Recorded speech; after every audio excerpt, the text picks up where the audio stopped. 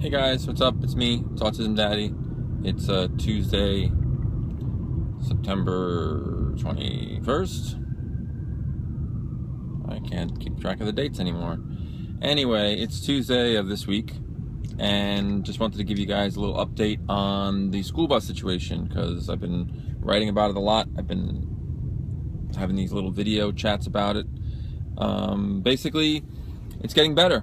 The school bus situation is getting a lot better. The temporary nurse is back on the bus with His Majesty, and as you know, as crazy as that sounds, that's not what was concerning me the most. I'm sure, you know, the nurse is important, but thankfully, knock on wood, the king has never had a seizure that lasted so long that it's required emergency meds.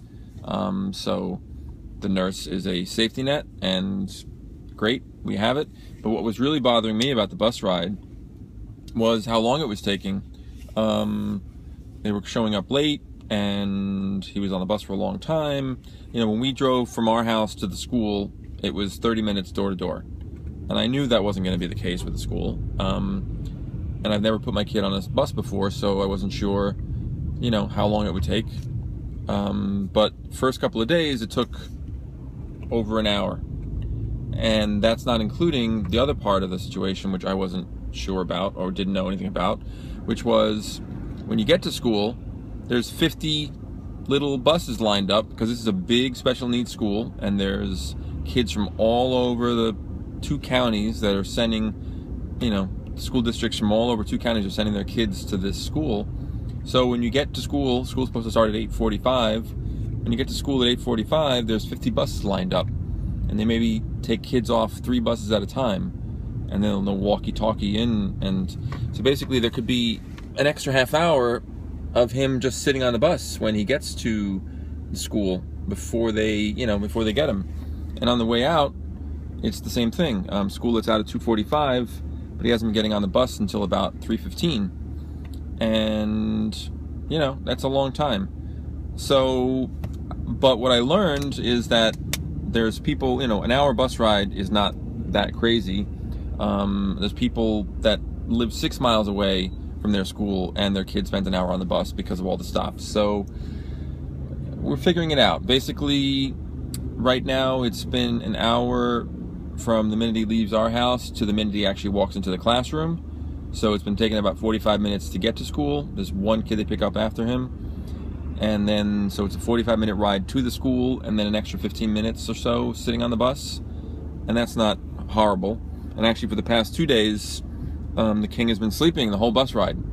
And we didn't, the nurse didn't see any seizure activity, so he's just been trying to make the best of it and sleeping it out. And then on the way home, it's getting better too, where school lets out at 2:45, and he's been getting on the bus at about 3:05, and getting home by about 3:45. So again, that same hour with about 20 minutes of sitting in the classroom waiting to get on the bus, and then about a 40-minute ride home. So, you know, not ideal, but, and I asked, you know, what are the kids doing for that half hour when they're sitting in the classroom, because they're not, you know, officially in school, but they're playing games, and they're being engaged, and the teachers and teachers' aides are all there. And this is just par for the course for these big special needs schools. You know, every school he's gone to before was either really, well, wifey drove him regardless, but most of the schools he's gone to before were really small schools, or a special needs school that was renting space in a big school. So this idea of, you know, of 50 buses lined up and kids waiting 45 minutes to get into the classroom never even dawned on me. But supposedly it's par for the course for these big special needs schools, and this is a big school. It's a great school. We're really happy with it. They really seem to get the king and understand what he's all about. But yeah, I just didn't expect the whole bus situation to be this different. But it's working out now. You know, they came at 7:45 this morning, put them on the bus, and we have the AngelSense GPS tracker device in his pocket, which has been a godsend. I did a review of that last year. I'll put a link below. And I'm able to track the bus ride, the whole ride there, and it's been great. So you can see, you know, they pick up one other kid after him, and then he goes right to school, and then he's there, and I get a notification saying the king has arrived at school. But then it could be another 15 minutes or so before he actually enters the classroom, and then one of the aides has been texting wifey to say he's in the classroom. And I don't know if they'll do that all the time. It would be great if they would, but for now, you know, we're just new, nervous parents with this whole bus thing. And it's interesting because, you know, we've met a lot of people who went through the exact same thing we're going through, but just at the age of 2, you know, putting their kids on the bus at the age of 2 for, you know, because they had to, because both parents worked. This is the exact same experience that a lot of other parents have had, but just at the age of 12. So, you know, it feels different, or it might look different to people at the school, but they've been great. They've, you know, they seem to understand that this is new to us, and yeah, so the bus situation's working out nicely, and the king has been doing well at school, it sounds like. Had pretty much some good communication with the school so far. Wifey's been talking to the teacher on the phone, getting texts and emails throughout the week. What else?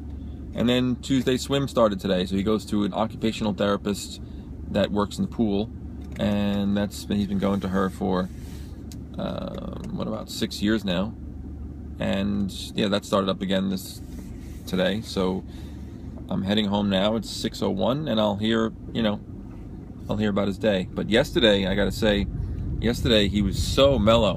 Oh, that's the other thing I didn't mention. The school that he goes to has a pool, and all the kids go to the pool once a week. You know, the class will go once a week, but then kids who need physical therapy or have sensory needs can go as much as their IEP states. And we've told everybody in the class that swimming definitely calms the king down. So if you want to get the best out of him, get him in the pool 5 days a week. Take him straight from the bus into the pool, and then you might get a nice relaxed king. Anyway, we're gonna fight our school district to get more pool time written in on his IEP, but you know, once again, pick and choose your battles. And but yeah, so he came home last night. Had the swimming at school, and you know, he was so mellow. He was so chill. I think the big difference was he wasn't holding his breath a lot last night, which you don't realize it sometimes. You're like, wow, he's so mellow today. I don't know what's going on. He's just sitting playing with his iPad, just hanging out, and then you're like, oh, he's mellow and he's not holding his breath. What a breath of fresh air. But we'll see what tonight brings. But I just want to give you guys an update on the whole school bus situation. It's working out, and they still got to find us a permanent nurse. But right now the temporary nurse is sticking with it, and he's been sleeping the past 2 days, so she hasn't gotten beat up by him. And what else? That's it. So there you go. Autism Daddy over and out. 8.5 minutes of me babbling on my ride home. Bye.